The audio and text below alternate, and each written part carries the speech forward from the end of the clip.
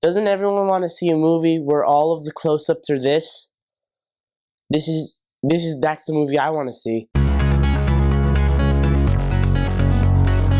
A Wrinkle in Time is not a good movie. I saw it because my grandmother really wanted to see it, and therefore, the rules of grandmotherness dictate you must take her to see it because you always got to keep your grandmother happy. Unless you don't want to because you don't like your grandma. But that's a personal problem. I've broken up this review a little bit differently than the last one. Last one, it was just me kind of spewing ideas at you. I did a bit of research, reading some other reviews in preparation for this, and those reviews, one of them sounded a lot like me in the first review, so I'm sorry about that. I just kind of threw things and saw what stuck, and that's just not a good way to structure a review. So let's talk about A Wrinkle in Time. The performances. All of the performances are absolutely terrible. I don't care if you love Chris Pine. I don't care if you love Danny McBride, who's not in the film. I don't care if you love Zach Galifianakis, he's in the film. You're not gonna like anyone because they do a shitty job at their only job. They had one job to be an actor and they can't do it. And of course, the worst part is the main cast is children. And child actors are the worst plague to cinema. I cannot explain in enough words. I don't like children. Just the overall idea of children. But child actors have a special place in my heart of hatred.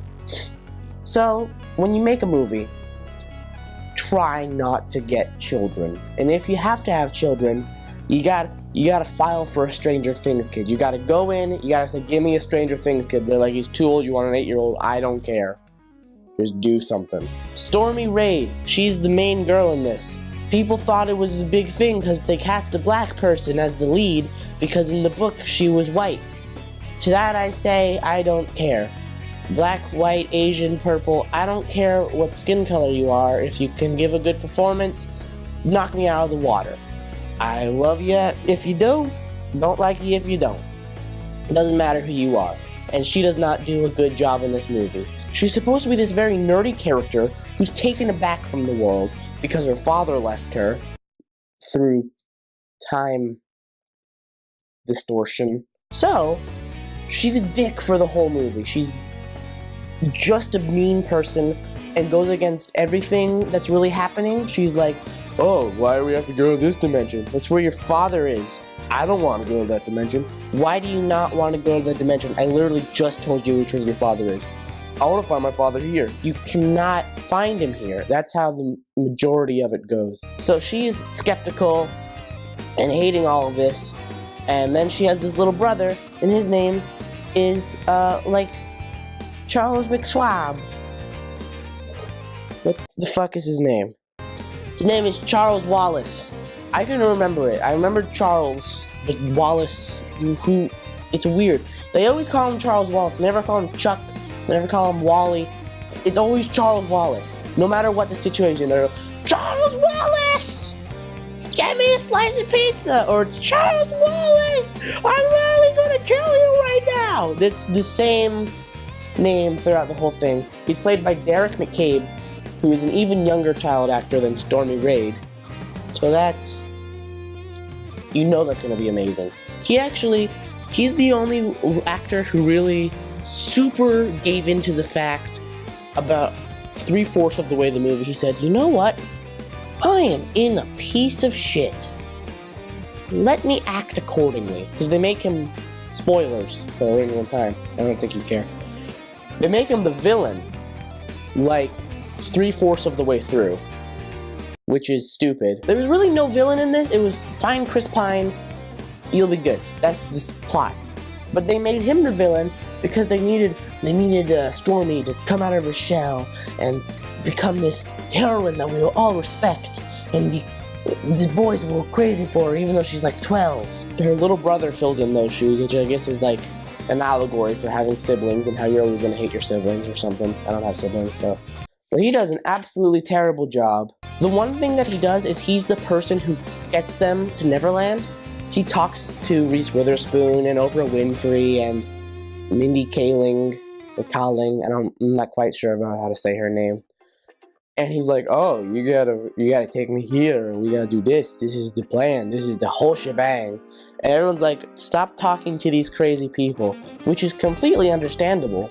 But then they trust the crazy people because Oprah appears as this gigantic, like 20-foot tall woman. And then they're like, giant woman. We must trust the giant woman. The smaller, crazier woman we didn't have to trust. But when you see giant woman, you always trust the giant woman.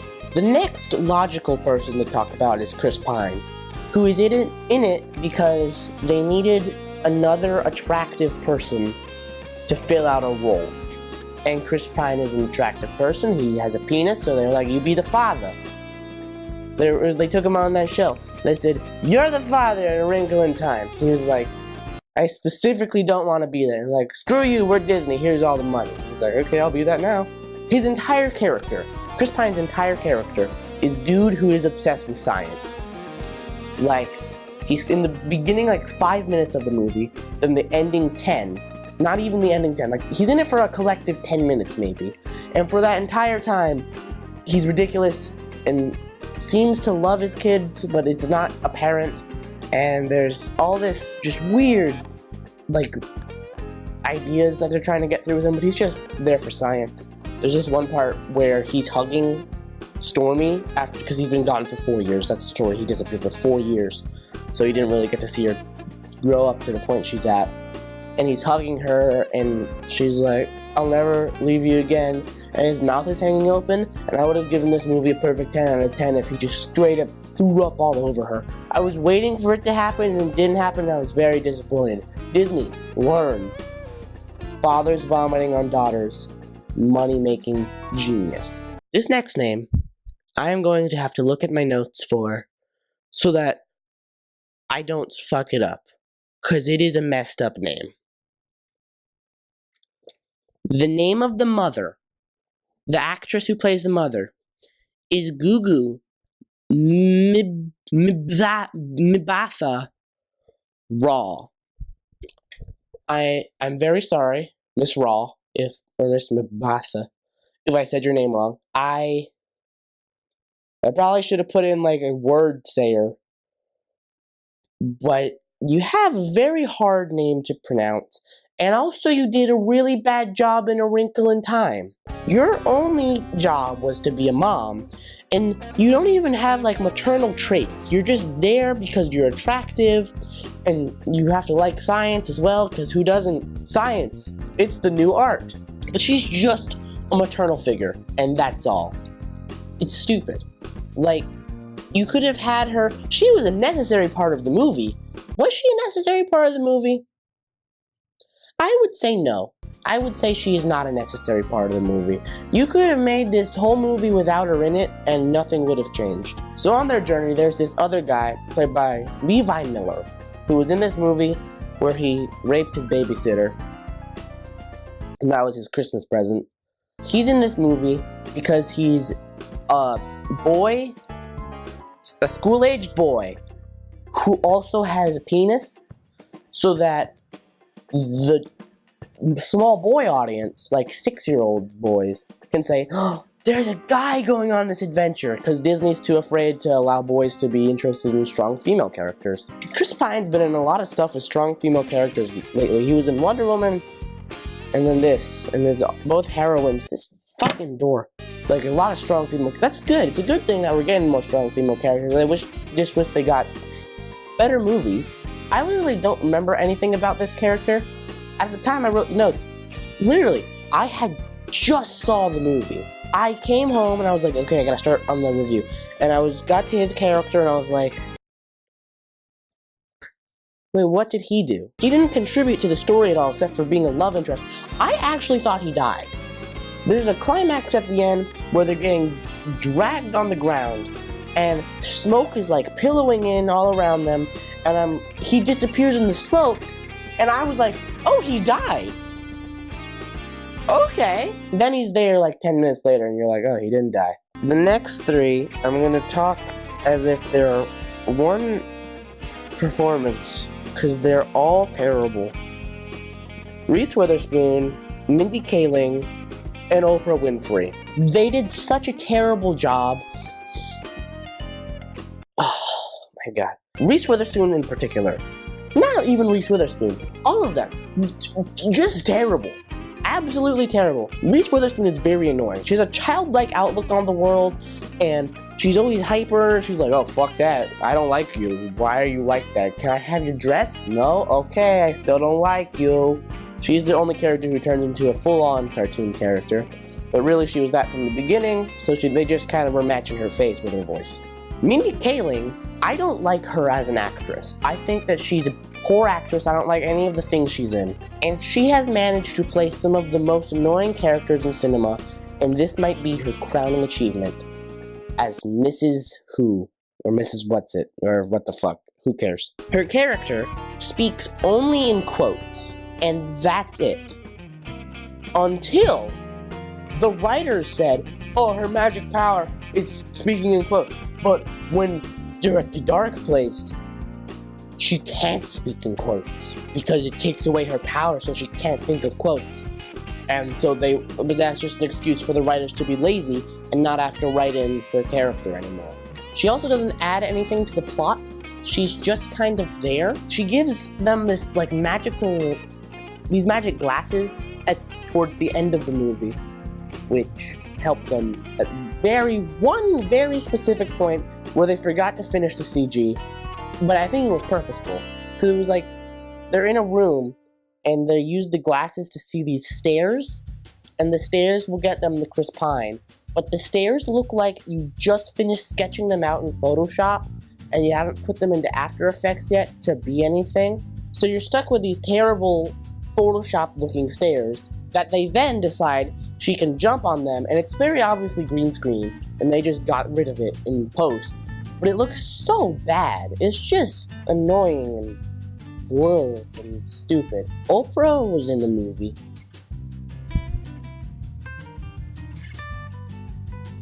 That's the best thing I can say about her. They took off her eyebrows, and then decided, so it's like if you took off my eyebrows, and then bedazzled it. You just put gems up there. That's what they did to Oprah, and it gives her these unibrows, and they give her like fake actual brows. I don't understand why they did it at all. It looks really bad. They could have just like kept her eyebrows and like maybe put some stuff on her cheeks or like made her outfits more. They didn't need to do the eyebrows thing. I don't care if it's in the book. It looked bad, and they made her look stupid. Oprah also doesn't have a character. She's just the wise one. She has the information. She's the quest giver. She's the old man who's like, here, take this. Begin your quest. You have Oprah in your movie who might be running for president, and you're like, let's just be Oprah. That's your character. The two smallest roles in this movie are Myka Pena and Zach Galifianakis. Do not cast Zach Galifianakis or Myka Pena in a movie unless you specifically want Zach Galifianakis and Myka Pena. They don't play characters. They play Myka Pena and Zach Galifianakis. And also, give them funny things to say.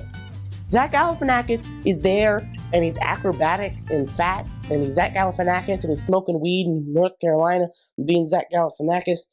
And then they make him this wise. I don't care if you make him wise, but they make him this seer. Like he's going to tell them the future. He's going to tell them how the quest is going to play out. And then they don't give him anything funny to say. One of the critics said that he was the fucking shining light. He was the Jesus of this film because of his comedic relief. He said nothing funny. And it was just fucking stupid. He was just a terrible character. Then you get to Myka Pena, who is the villain of this picture, who gets to be in it for maybe 5 minutes. I might go as far to say he's in it for 3 minutes. I swear to you, Myka Pena is not a good...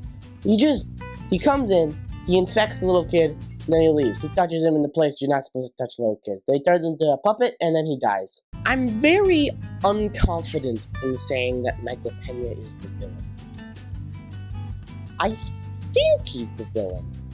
I think. But there's the other, much larger possibility that he's just working for the villain. Because Charles Darwin, or whatever the fuck his name was, he seemed to become the villain. And it might have been that Myka Pena just oozed into him and then made him the villain.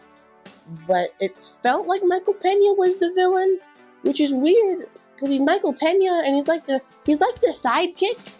People are giving Myka Pena weird roles, like the ladies' man in Chicks and the villain in this. Like he's like the lackey the villain has, like the funny lackey guy. So the overall plot of this movie is Stormi, McCabe, and Boy with Penis have to go to this world to save Chris Pine. And these three ladies are there like, oh, blah, blah, blah. Then they leave. And it's up to the kids to save Chris Pine. And then they save Chris Pine, but the littlest kid, he becomes evil. And then they throw him out of the movie. And then Chris Pine's gone. And then the main lady, she's like, okay. And then she defeats the brother by pushing the popular version of herself off a cliff. And that actual person died. And then she teleports them all home because previously in the film, she had never been able to see the teleportations or feel anything during the teleportation, and then she's like, oh, let me teleport us home. And it just goes crazy. A lot of the reviews I read were praising the movie for its CGI, even though it's some of the worst CGI I've seen in a while. In especially a big budget movie. The two films like 4 movies I've seen this year, being this, Thoroughbreds, Black Panther, and Molly's Game. 2 out of the 4 have had atrocious CG that I have very noticeably seen and said, that looks so bad. Why did you make the CG look like this? It's stupid. Like, you're Disney. Make better CG. People were like, oh, the CG is like the best part of the movie. It's so pretty to look at, blah, blah, blah. It looked like a goddamn cartoon. I was just like, why wouldn't you just make a cartoon? I feel like if you made a Wrinkle in Time a cartoon, it would be a much better thing. And, like, you don't have the restrictions of reality. You don't have a lot of restrictions that making a live-action film gives you. Like, give this to Pixar, and they might be able to make something great out of it. But they gave it to, what's her name? They gave it to Ava DuVernay, who has never worked on a CG film before. All of her stuff has been, like, political messages to the people about blah, blah, blah, blah, blah. It's not heavy on CG. She's made Selma, which I've heard is very good. I've seen none of her movies. This is the first movie I saw from her, and hopefully she's better in other things, but she was just terrible in this. So what she needs to do is she needs to look herself in the mirror and say, let me make good movies. And make her stuff like Selma, make stuff all like that. Just make it different, make a stance. Don't make a CG movie because they tell you to. Give it to Pixar so they can make a good damn movie. My favorite thing that I learned while looking things up for this movie is that people have tried to make this before. And this has been called the most unfilmable book of all time. But they tried to make a TV series out of it while the author was still alive. She died 3 years after the TV show came out. And this is what she had to say about the TV show. I expected it to be bad, and it is. I truly feel like that's what her reaction would be to this as well. She would probably say it's better, but it leaves out a lot. And leaves out a lot of really important things from what I can tell. Someone said, this is the most positive review I read. This quote is from the most positive review I read.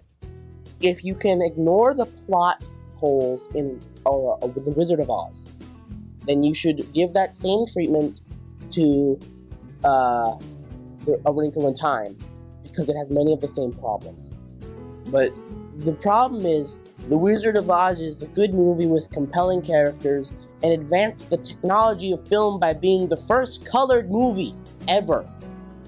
This didn't do any of that. It gave us terrible child actors and didn't advance anything. It gave us a Wrinkle in Time movie, which people were clamoring for. But it's still not good. I read about 3 reviews. 2 of them said that it had iffy CGI, which I would go as far to say as none of the CGI was good. They're like the most basic CGI that someone with After Effects could do. That looks good because someone with After Effects probably did it. But when they got like an animator team and they're trying to make this stuff look real, it looks terrible. So I feel because this was a Disney movie, people are looking at it differently. Disney has this act for letting people see through a lens, and even if a movie isn't that good, people will still say, oh, it was amazing, it was a Disney movie. But in fact, those people haven't seen a lot of movies. You have to look really, it's harder to find a good movie than it is to find bad movies. You have certain tastes. Many people have certain tastes. You might love A Wrinkle in Time. I didn't. But I love stuff like Hitchhiker's Guide to the Galaxy and Scott Pilgrim. There's so many better movies out there. And more movies are coming out this week that are going to blow The Wrinkle in Time out of water. Isle of Dogs, that's going to be amazing. It's Wes Anderson. Pacific Rim, the second one. Yeah. We just have to accept the fact that Disney films are never going to get the worst publicity because it's Disney. The movie, it also said that it was very nice to see a nerd save the day, which I would respond with, go watch any 80s movie. It's always the nerd who saves the day. That was the big thing in the 80s and 90s. If they're a nerd, their big character can be turning them around and making them into a badass. So, there's that. But A Wrinkle in Time is not good. Worse than Black Panther. I gave it a 2 out of 10. It is boring. My grandma wanted to leave. She wanted to leave the movie theater. It's just a boring movie with nothing going for it. And maybe one day we'll get A Wrinkle in Time right. Probably with Netflix. Most likely with Netflix.